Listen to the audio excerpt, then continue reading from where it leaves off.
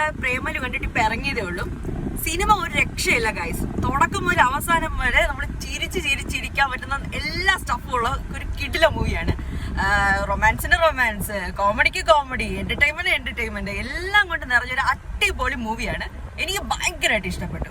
ഫാലിമിക്ക് ശേഷം ഇത്രയും ചിരിപ്പിച്ച വേറൊരു പടം ഇല്ല ഗൈസ്. അത്ര എനിക്ക് ഭയങ്കരമായിട്ട് ഇഷ്ടപ്പെട്ടു. എങ്ങനെയുണ്ട് ജയ? പടം എനിക്ക് എന്താ പറഞ്ഞാൽ ഈ ഒരു പടം എന്തായാലും എക്കാലവും ആളുകൾ ഓർക്കുന്ന ഒരു പടമായിരിക്കും. അതായത് ഇപ്പൊ കുഞ്ഞിരാമായണം നമ്മൾ പറയുന്ന പോലെ ഇതൊരു റൊമാൻറ്റിക് കോമഡി ഫിലിമായിട്ട് എല്ലാവരും ഓർക്കും.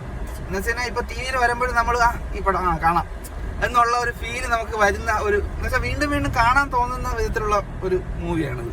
എനിക്ക് ഭയങ്കരമായിട്ട് ഇഷ്ടപ്പെട്ടു. എന്ന് വെച്ചാൽ ഒരുപാട് നാളായി. ഒന്നാമത്തെ കാര്യം ഈ റൊമാൻറ്റിക് കോമഡി ജോണറിൽ ഒരുപാട് നാളായി ഒരു സിനിമ വന്നിട്ട്.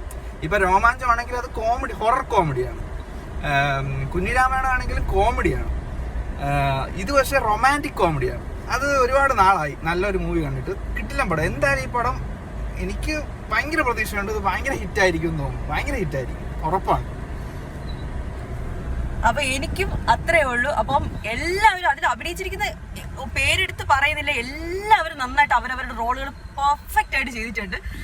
പിന്നെ എന്താ പറയണത്, ഈ പറഞ്ഞ കണക്ക് ചില സിനിമകൾ നമ്മൾ വീണ്ടും നമ്മൾ ടി വിയിൽ വന്നാലും നമ്മൾ കാണുന്ന ചില സിനിമകളുണ്ട്. അതിന്റെ ഒരു ഇത് ലിസ്റ്റിൽ ഈ ഒരു പടം എന്തായാലും വരും. അപ്പം കാണാത്തവരുണ്ടെങ്കിൽ തിയേറ്ററിൽ പോയി കാണുക. ഒരു എന്താ പറയുക, ഒരു തിയേറ്റർ എക്സ്പീരിയൻസ് കിട്ടേണ്ട ഒരു പടം തന്നെയാണ്. അത്ര ഒരു കോമഡി കാര്യങ്ങളൊക്കെ ഉള്ളതാണ്. ഞാനാണെങ്കിൽ ഒരുപാട് ചിരിച്ചു ഗൈസ്. ഒരുപാട് നാളിന് ശേഷമാണ് ഇത്രയും കോമഡിയുള്ള ഒരു ഫിലിം ഞാൻ കണ്ടത്. എനിവേസ്, കാണാത്തവരുണ്ടെങ്കിൽ തിയേറ്ററിൽ പോയി കാണുക.